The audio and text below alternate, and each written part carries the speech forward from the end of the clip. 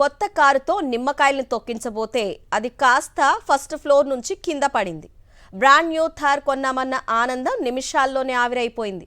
ఢిల్లీలో జరిగిన ఈ ఘటనకు సంబంధించిన వీడియో సోషల్ మీడియాలో వైరల్గా మారింది. గజియాబాద్కు చెందిన మహిళ 27 లక్షల విలువైన థార్ ఎస్యూవీ ఆర్డర్ చేశారు. సోమవారం దానిని తీసుకోవడానికి నిర్మాణ్ విహార్లోని మహీంద్రా షోరూంకు వెళ్లారు.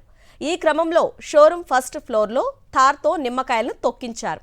అయితే ఆమె అనుకోకుండా యాక్సిలేటర్ తొక్కడంతో వాహనం మొదటి అంతస్తు నుంచి ఎగిరి అద్దాలను బద్దలు కొట్టుకుంటూ కింద ఉన్న పేవ్మెంట్ పైకి దూసుకెళ్లింది.